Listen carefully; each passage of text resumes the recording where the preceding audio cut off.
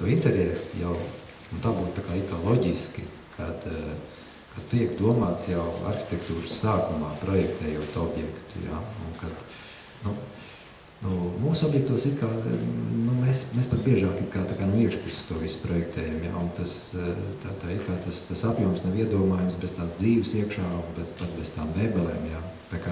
Bet ir ļoti daudz arī tādu arhitektūras objektu, kur ir pliki bez interjera, jā, un kur tad pie tā tad strādā speciāli interjerists, un tad reizēm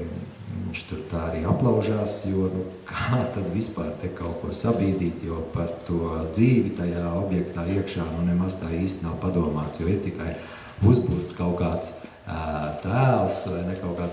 kāds monstrs vai mazāk monstrs, vai ne, lai no ārpuses izskatītos interesanti, ne, kas vēl tā kā nenozīmē to pašu, kas arhitektūra.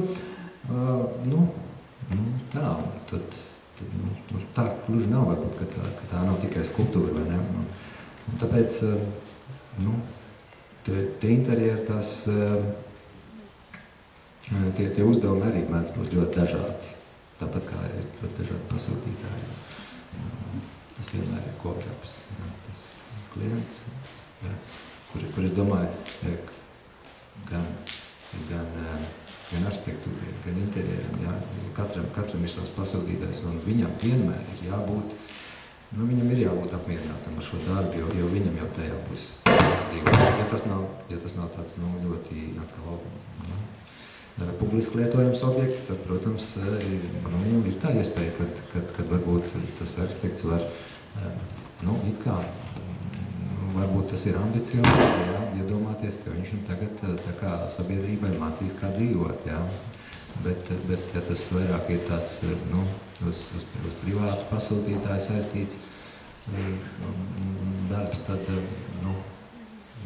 arhitektam ir jāspēj sevi aizliegt vai arī izvērtēt, vai šis ir pasūtītājs man, vai šis ir kādam citam. Un es uzskatu, ka ne katrs arhitekts vai interjerists drīkst katram projektēt. Respektīvi, pasūtītāji un tā speciāls sadarības. Tā ir, man liekas, ka ļoti smalka lieta, un šis ir vesels lauciņš, kur ir kā tam arhitektam vai interjeristam vajadzētu arī spēt kaut kā filozofiski vai psiholoģiski to filtrēt, to savu pasūtījumu un necenties, teiksim, tā pagrābt visu pasauli un mēģināt viņu uztaisīt